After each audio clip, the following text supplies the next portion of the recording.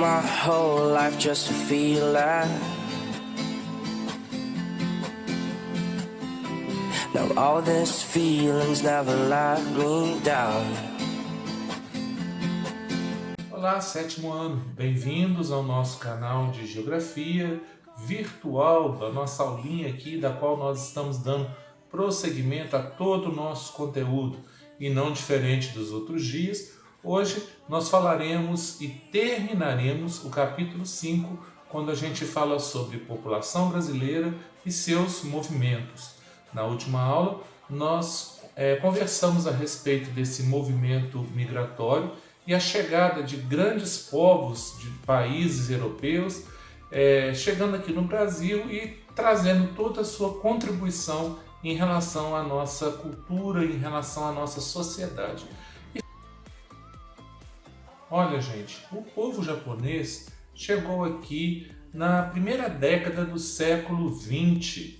Eles acabaram sendo atraídos para as fazendas de café no interior de São Paulo e a maioria desses imigrantes permaneceram por lá. Alguns deles também acabaram se mudando, acabaram migrando para a região centro-oeste do Brasil, ajudando então na construção de ferrovias e acabaram também trabalhando na agricultura, com hortaliças, com frutas.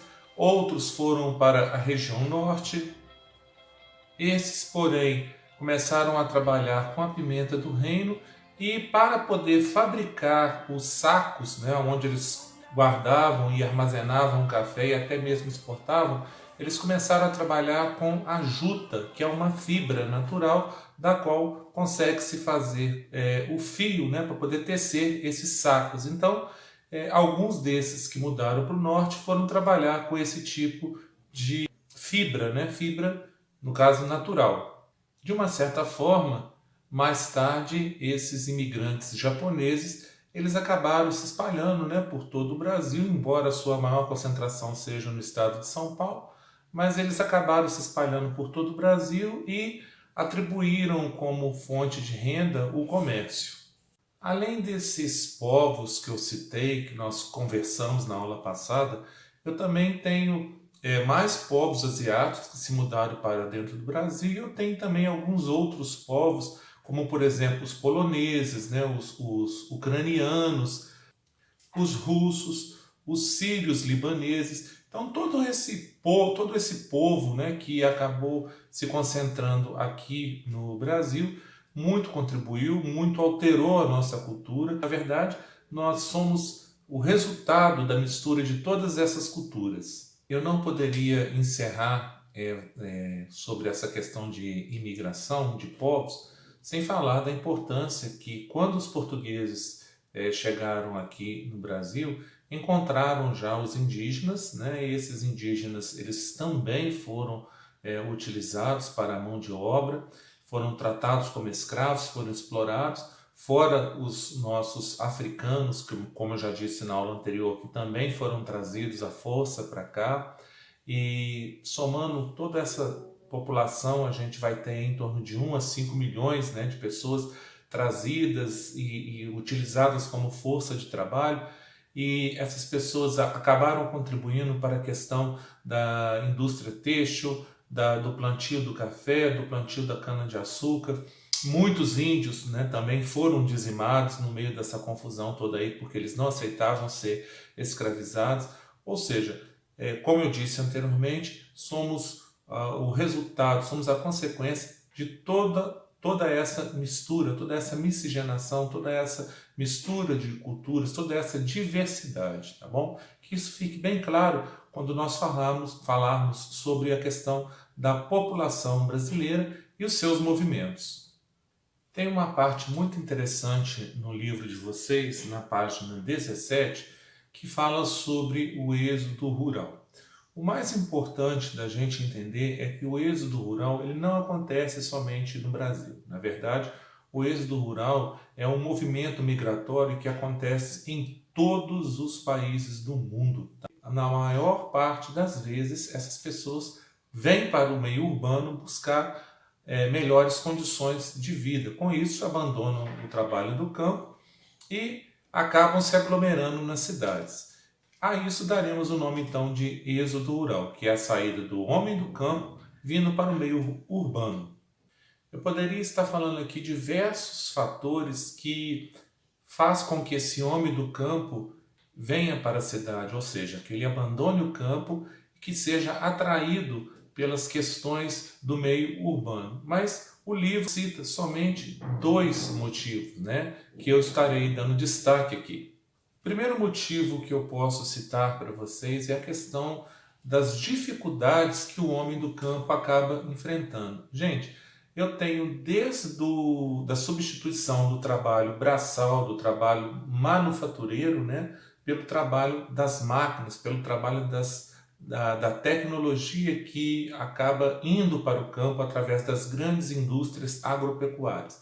Essas indústrias agropecuárias muitas vezes acabam tirando o trabalho, né, desses pequenos produtores rurais, e eles não têm muito o que fazer no campo e acabam vindo para as cidades em busca de um emprego para que eles possam sustentar as suas famílias. Quando isso não é o fato em relação ao problema que eles enfrentam no campo, eu tenho também a questão da produção agrícola deles não ser suficiente para o seu próprio sustento, porque eles têm que contar com os fenômenos naturais, né, com a questão do clima. Muitas vezes uma chuva pode ocorrer, uma chuva muito forte, eles podem ter toda a perda de tudo aquilo que eles plantaram durante um determinado período. Algum tipo de praga, ou seja, algum tipo de inseto também pode contaminar toda a sua produção, todo o seu plantio. Gente, sem falar que pode parecer estranho, mas existe sim ainda no Brasil, no meio rural, pessoas que nem energia elétrica possuem. Então isso dificulta a questão da produção deles. Muitas vezes eles não têm maquinários. Crianças andando 4, 5, 6, 10, 20 quilômetros para poder ir à escola todos os dias e voltar. A questão da renda que eles recebem no final do mês com a venda dos seus produtos não é suficiente para poder manter as suas famílias, né? Então isso tudo é motivo para que eles deixem o campo e venham procurar sim uma condição de vida melhor nos meios urbanos. O segundo motivo, praticamente eu quase que eu encaixei ele aí no primeiro motivo, que é a atração pela cidade, né? O homem do campo muitas vezes é um homem de pensamento muito simples. Ele acredita que ao chegar aqui numa cidade, no meio urbano, ele já vai encontrar com muita facilidade um emprego, o qual será o suficiente para ele sustentar a família dele. Acha que ele vai conseguir já de cara uma boa escola para os filhos. Ele acredita que ele terá condições para poder ser tratado na questão da saúde, caso ele necessite. Ele acredita que há serviço todo voltado para a questão odontológica. Gente, enfim, são muitos anseios, né, e desejos que esses homens do campo vêm para o meio urbano procurando e desejando. Mas nós sabemos que isso não acontece. Na verdade, o resultado disso tudo, muitas vezes, como eu disse, é a questão da aglomeração, porque não conseguem comprar uma casa, não conseguem alugar uma casa, porque não conseguem um emprego. Essas pessoas acabam indo morar no que a gente chama de comunidades, né? O nome mais popular é a favela, né? E com tudo isso aí, a gente vai dificultando a questão social. Isso aparece nos nossos indicadores de acordo com o Instituto Brasileiro de Geografia e Estatística. Portanto, o êxodo rural foi um dos grandes responsáveis pela expansão da população urbana. Porém, o crescimento desordenado das cidades, quer dizer, sem o devido planejamento, pode resultar em um aumento do desemprego, das ocupações irregulares e também precárias, além dos impactos naturais. Na verdade, gente, o maior fluxo migratório do Brasil ocorreu a partir da década de 1940. Foi um período onde muitas indústrias acabaram se expandindo em função da produção do café. Depois disso, o acúmulo de capital gerado pelo cultivo do café acabou estimulando a industrialização e também a urbanização. Houve então a necessidade de mão de obra para a atividade industrial, o que vai resultar em intensa migração do campo para as cidades. Mas foi a partir da década de 1950 que ocorreu uma grande seca no Nordeste. Daí vocês já podem imaginar o que foi que aconteceu. Sim, o êxodo rural se intensificou, principalmente porque as indústrias de São Paulo estavam crescendo e precisavam de muita gente para trabalhar. Era o momento exato para que essas pessoas saíssem do Nordeste e viessem para São Paulo para poder trabalhar nessas fábricas. Teve ainda aqueles nordestinos que preferiram, ao invés de descer para o sul, subir, no caso, em direção à região norte brasileira, trabalhando ali na questão da agricultura mesmo e também na questão do garimpo. É importante a gente lembrar que durante esse período também estava sendo construído a cidade de Brasília, né, que seria então, no caso, a futura capital do Brasil. Então, muitas pessoas, tanto do sul quanto do sudeste e também do nordeste, acabaram sendo atraídas tanto para trabalhos ali de novos produtos que estavam sendo destinados à região centro-oeste, também atraídos para poder trabalhar como empregados, no caso da construção civil, né? A construção de Brasília.